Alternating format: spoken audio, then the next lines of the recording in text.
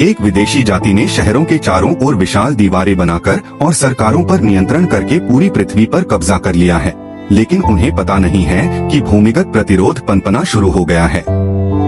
Los Angeles में will Boman नाम का एक आदमी अपने बेटे ब्रैम, अपनी बेटी ग्रेस और अपनी पत्नी केटी के साथ नाश्ता कर रहा है। जब वह नाश्ता तैयार कर रहा था तो उसने गलती से एक अंडा गिरा दिया, जिससे वह बहुत निराश हो गया।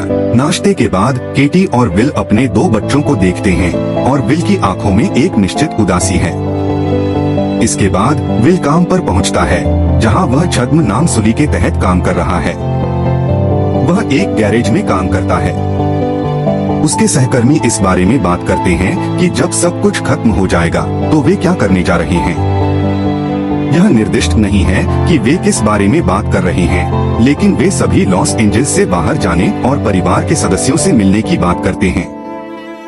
इसके बाद विल का एक दोस्त कार्लोस उसकी वैन में कुछ ईंधन सेल लगाता है और यह पता चलता है कि विल एक विशेष मिशन पर जा रहा है जो खतरनाक लगता है। जब वह गाड़ी चला रहा होता है तो दिखाया जाता है कि लॉस एंजल्स भारी सैन्य सुरक्षा के घेरे में है। विल एक चेक पॉइंट से गुजरते समय घबरा जाता है और उसकी आईडी स्कैन की जाती है। इसके बाद विल एक तस्कर से मिलता है और यह पता चलता है कि उसकी वैन में ईंधन सेल उसके लिए भुगतान थे। अंत में यह दिखाया जाता है कि लॉस एंजल्स को बाकी दुनिया से अलग करने वाली एक बड़ी दीवार है और अविश्वसनीय रूप से उच्च सुरक्षा के कारण इसे पार करना असंभव है। तस्कर विल को बाहर निकलने और सांता मोनिका जाने में मदद कर रहा है। जब वे एक ट्रक के अंदर छिपते हैं तो वह विल से पूछता है कि वह ऐसा क्यों कर रहा है और विल बताता है कि वह अपने 12 वर्षीय बेटे चार्ली को खोजने के लिए बाहर जाना चाहता है, जो आगमन के दौरान विल और उसके परिवार से अलग हो गया था। कुछ मिनटों की घबराहट के बाद जब ट्रक को स्कैन किया जा रहा होता है तो विल के ट्रक को जाने दिया जाता है, लेकिन जब वह लगभग पार हो जाता है तो बाहर एक विस्फोट होता है, जिससे विल को वाहन छोड़ने के लिए मजबूर होना पड़ता है। जैसे ही वह बाहर निकलता है, सुरक्षा अधिकारी कुछ भविष्य के दिखने वाले ड्रोन के साथ उसे गिरफ्तार करने के लिए आते हैं। केटी शहर में साइकिल चला रही है और यह पता चलता है कि शहर मार्शल लॉ की स्थिति में है, जहां रेड हैट्स के नाम से जाने जाने वाले सुरक्षा अधिकारी सड़क से लोगों को बेतरतीब ढंग से गिरफ्तार करते हैं। वह एक संदिग्ध दिखने वाले प्रतिष्ठान में पहुंचती है, जो अभी भी इंसुलिन बेचने वाली एकमात्र जगह है। उसे अपने भतीजे हडसन के लिए इसकी जरूरत है। वह इसके लिए शराब की एक बोतल का व्यापार करती है, लेकिन जब वह देखती है कि इंसुलिन अच्छी स्थिति में नहीं है तो वह इसे वापस लेने की कोशिश करती है। हालांकि इंसुलिन बेचने वाली महिला उसे ऐसा करने नहीं देती। केटी बंदूक निकालती है और अपनी शराब वापस ले लेती है।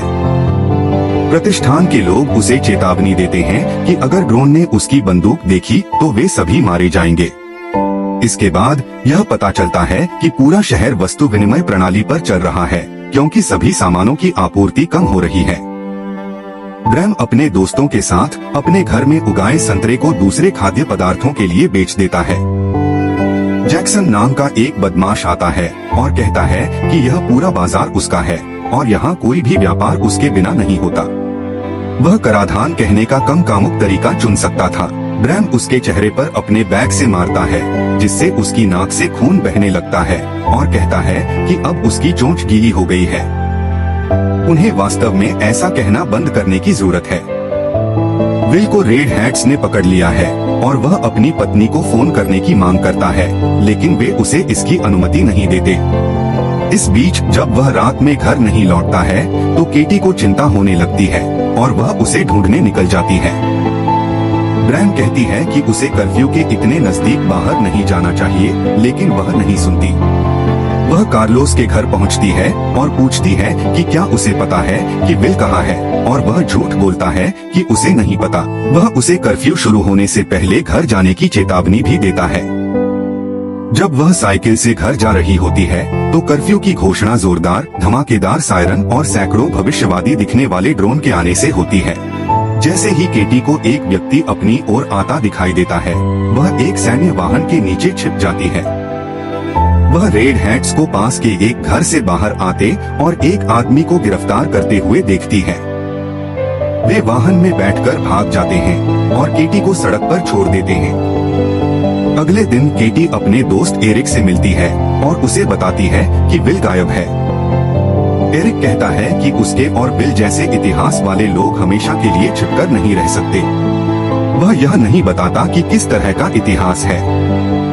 इस शो में सचमुच लोगों को संदर्भ देने की बात कही गई है यार। इसके बाद केटी विल की तलाश में अस्पताल पहुंचती है और वहां लोग चर्चा कर रहे हैं कि क्या कल दीवार पर हुआ विस्फोट गैस रिसाव था, जो आधिकारिक बयान है, या प्रतिरोध द्वारा आतंकवाद का कृत्य था।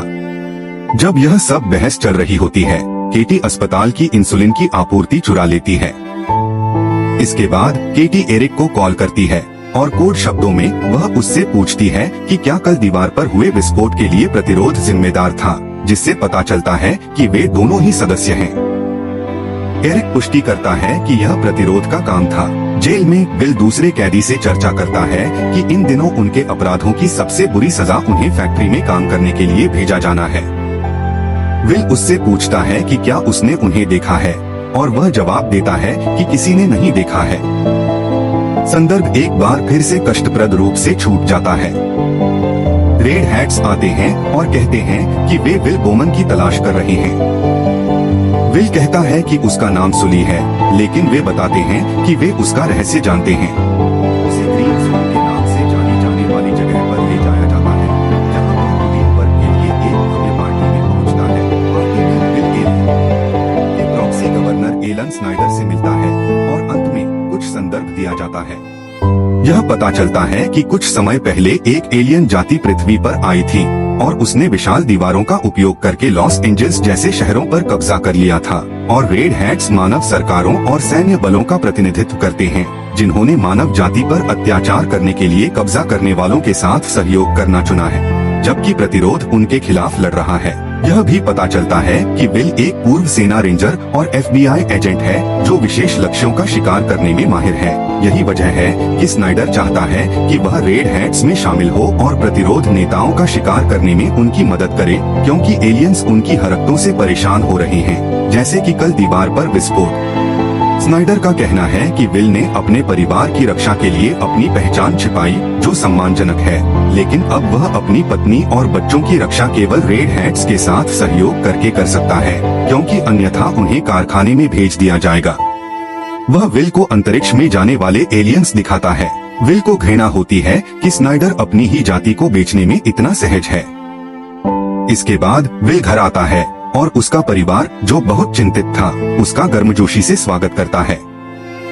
कैटी खास तौर पर उसका बहुत गर्मजोशी से स्वागत करती है। बिस्तर पर जब वे प्यार करना समाप्त कर लेते हैं, विल उसे बताता है कि वह चार्ली को खोजने गया था, क्योंकि वह कैटी को जिस तरह से देखता है उसे बर्दाश्त नहीं कर सकता था। वह कहता है कि वह चार्ली को न बचाने के लिए उससे नफरत करती है, लेकिन वह जवाब देती है कि यह सच नहीं है। वह उसे स्नाइडर के प्रस्ताव के बारे में बताता है और वह उसे याद दिलाती है कि अगर वे एलियंस के साथ सहयोग करने के लिए सहमत होते हैं तो वे प्रतिरोध के लिए लक्ष्य बन जाएंगे। वह उससे पूछता है कि उसे क्या करना चाहिए, लेकिन वह बस गुस्से में चली जाती है। अगली सुबह विल और कैटी जागते हैं और पाते हैं कि स्नाइडर उनके घर में है। बेकन, कॉफी और सभी प्रकार की विलासिता की चीजें पका रहा है, जो अब लोगों के पास नहीं है। वह कहता है कि ये कुछ ऐसी चीजें हैं जो विल के काम स्वीकार करने पर उन्हें दी जाएंगी। वह यह भी कहता है कि उनके घर को सुरक्षा प्रदान की जाएगी, और कैटी बताती है कि अगर वे एलियंस के साथ सहयोगी बन जाते हैं तो उन्हें इसकी आवश्यकता होगी। स्नाइडर उन्हें बताता है कि चाहे वे इस पर विश्वास करें या नहीं, एलियंस उनकी मदद करने के लिए यहाँ हैं। विल स्नाइडर को बताता है कि अगर वह पड़ोस में घूमता है और देखता है कि लोग कैसे रह रहे हैं, तो वह अपना दृष्टिकोण बदल सकता है। स्नाइडर कहता है कि आपूर्ति लाइनों में वर्तमान कमी केवल अस्थायी है, जब तक कि एलियंस उनकी जरूरतों को पूरा नहीं करते। विल पूछता है कि वह किस जरूरत की बात कर रहा है, लेकिन स्नाइडर विषय बदल देता है। वह कहता है कि उसने एलियंस को आश्वस्त किया है कि मनुष्यों को शांत रखने के लिए मनोरंजन महत्वपूर्ण है, और कुछ मनोरंजक स्थानों को फिर से खोला जा रहा है, जिनमें से एक बार होगा जिसे कैटी चलाया करती थी। अंत में विल कहता है कि वह स्नाइडर के प्रस्ताव को स्वीकार करेगा, इस शर्त पर कि वह उसके बेटे चार्ली को खोजने में उसकी मदद करेगा। स्नाइडर इस पर सहमत हो जाता है। जैसे ही विल काम पर जाने वाला होता है, कैटी उससे प्यार से पेश आती है और कहती है कि वह उसके फैसले का समर्थन करती है। अगली सुबह कैटी प्रतिरोध के मुख्यालय में पहुंचती है और उन्हें बताती है कि उसके पति को रेड हैट्स ने काम पर रखा है, इसलिए वह अब प्रतिरोध के लिए उन पर जासूसी कर सकती है। प्रतिरोध के नेता यह सुनकर प्रसन्न होते हैं। इसके बाद कार्लोस घर आता है और उसकी पत्नी इस बात पर चिंता व्यक्त करती है कि उसने विल को उसकी तस्करी की कोशिश की तैयारी में मदद की थी और इससे वह मुसीबत में पड़ सकता है। वह उसे आश्वासन देता है कि सब कुछ ठीक हो जाएगा, लेकिन जैसे ही वह काम के लिए तैयार होता है, रेड हैट्स उसे गिरफ्तार करने के लिए पहुंच जाते हैं। उसकी पत्नी और बेटा अपने ट्रेलर में छिप जाते हैं और सब कुछ देखते हैं। इस बीच विल अपने पहले दिन काम से एक नई फैंसी कार में घर आता है और केटी उससे सवाल करना शुरू कर देती है कि रेड हैट्स ने उसे क्या करने के लिए कहा है। वह बताता है कि पहले दिन ज्यादातर सिर्फ कागजात का काम था और उसका असली काम अब शुरू होगा। इसके बाद विल रेड हैट्स के दफ्तर पहुंचता है और उसे पता चलता है कि वह स्नाइडर द्वारा वादा किए गए अधिकार वाले पद पर नहीं होगा। इसके बजाय वह फिलिस नाम की एक महिला को जवाब देगा जो पूरे रेड हैट ऑपरेशन को चलाती है। फिलिस विल को बताती है कि उसका अंतिम काम प्रतिरोध के नेता गेरोनिमो को लाना है, लेकिन अभी के लिए उसे एंड्रयू नाम के एक लड़के का पता लगाना है जो दीवार पर विस्फोट के लिए जिम्मेदार था।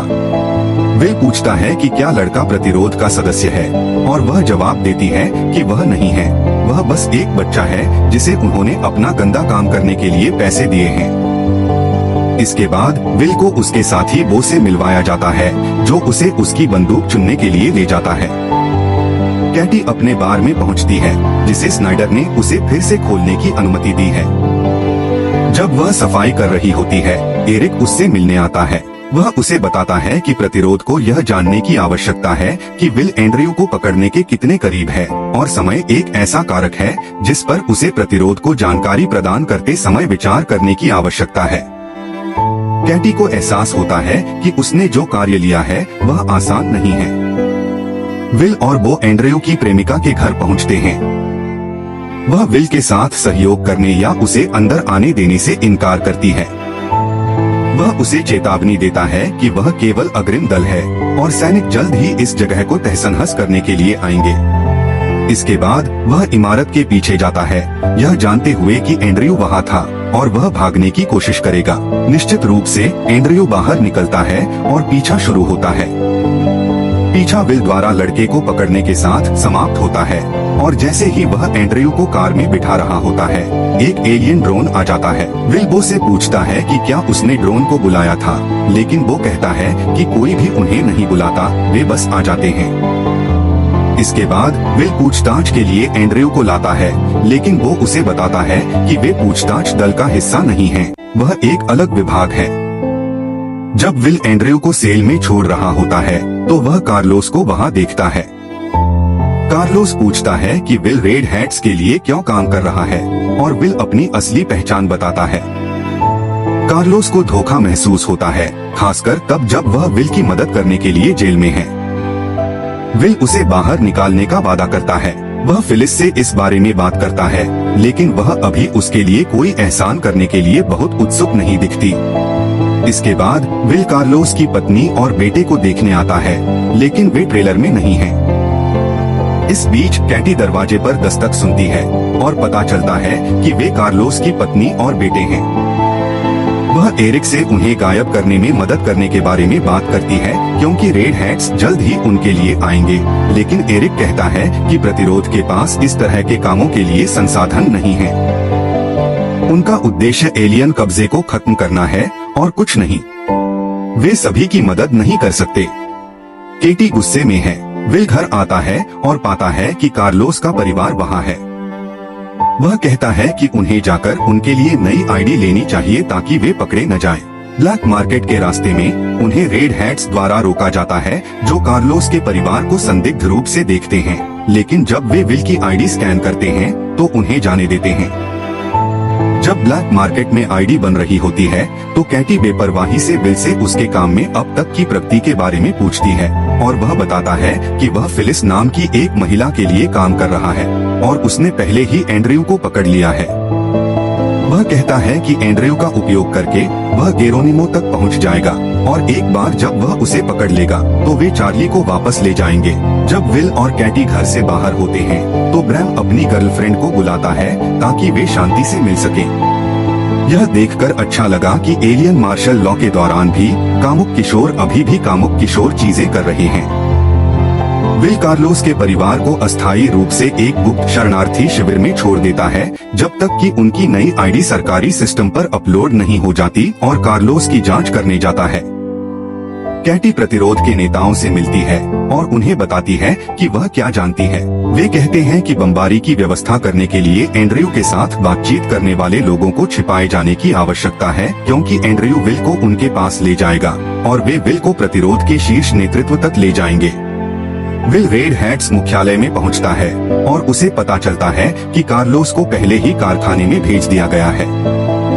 वह फिलिस से शिकायत करता है, लेकिन वह उसे इतना भोला न बनने के लिए कहती है।